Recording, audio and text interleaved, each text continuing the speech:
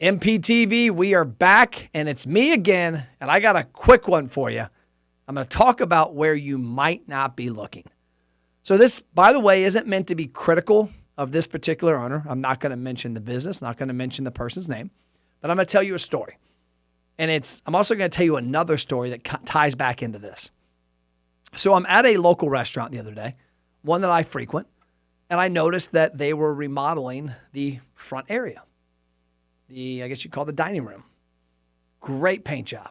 Some really cool stuff happening. It's going to look really good. And I remember going into the bathroom the prior time. And don't ask me why, but I noticed it because the way the bathroom sits, when you're on the toilet, you see your feet, you see the baseboards. The baseboards were dirty and not painted well, and honestly pretty neglected. And that's something that stuck in my head when I saw that paint on the wall. I know the owner good enough to ask this question. I said, oh, man, it looks great. What's the game plan here? Oh, we're repainting this, this, and this. I said, are you going to do the bathrooms? Well, what do you mean?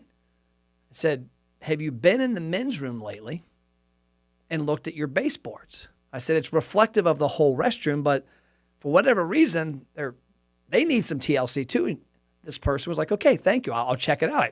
We painted it last year. I said, well, it's been a long time. It's a year. It's a lot of traffic. We're in Kentucky, so you got different seasons and you got grime and all that good stuff. But also, to me, honestly, whoever painted it didn't do a good job and might not have used the correct stuff. Or the people who were supposed to clean said baseboards didn't. But also the door had some writing on it. There's literally probably an hour and under $20 worth of product that would spick and span this whole bathroom from cleaning to painting. Why am I saying this? Because you need to pay attention to every aspect of the business. You need to look everywhere. You need to have an eye that lets you scan and see all these little nooks and crannies. You need to have outside people. If I was this business owner, this restaurant owner, and had Matt Plapp walk up to me, who I know that there's a good respect here for each other, what we do, I would say, hey, Matt, do me a favor. Make a punch list. Give me a list of everything that you see, because I'm in here every day. There's things that I'm not seeing that are going to stick out to you like a sore thumb because, one, you're in the restaurant business. Two, you're anal retentive about that stuff. Little laugh. And three, you're not in here every day. I would gladly do it. And so I said one story earlier. I'll give you two quick ones. When the pandemic hit, our gym, Crossfit the Tracks, was closed down like a lot of business. And so I remember about a week after the closure, I went in there and I met Lindsay, Casey, and Hunter, the partners of the gym, and we had a clipboard. And I said, let's go around and make a list. Everything each one of us see on our own, not with each other. You go that way, I'll go this way, you go that way, boom. We came back and we came up with a list of 48 items. And it was funny because there was stuff that I didn't see that Casey had. There's stuff that Casey didn't see that I had, and vice versa, and Lindsay and Hunter. We came up with a punch list. We fixed it. When customers came back in a month, it was like, oh, everything looked great. Paint was good. There were some new little touchings. There were some things that had needed to be changed that honestly weren't being addressed because the people that were in the gym, like Casey and Lindsay and Hunter every day, you become immune to certain things.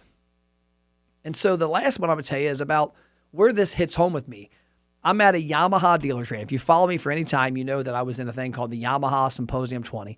It was the top 20 Yamaha dealerships in the United States. We got together every quarter, and we put together best practices so that the other 2,500 or so Yamaha outboard dealers could learn from what we were all doing unique to grow our business, parts, service, sales, all that good stuff.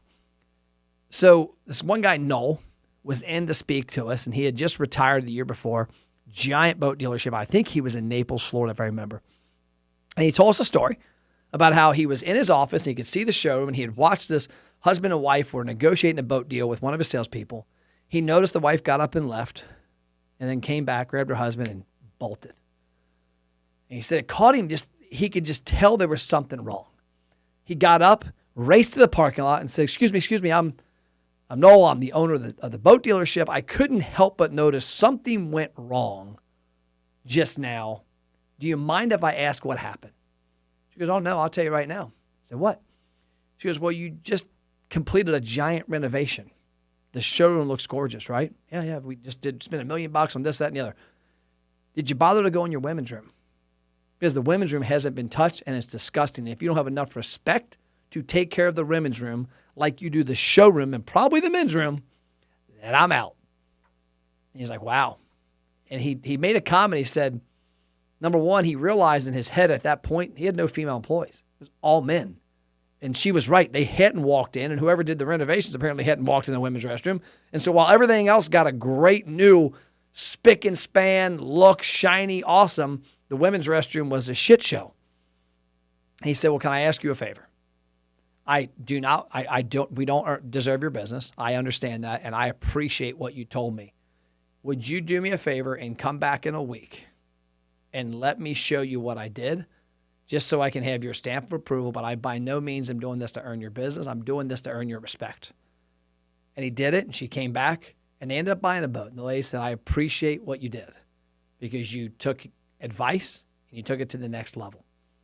So I want you to think about your business. What are you doing? What is happening inside your four walls, outside the four walls that you're not paying attention to, that a pair of outside eyes could really highlight and help you take steps that you wouldn't have taken otherwise? That's all I got. I'll see you next episode of MPTV.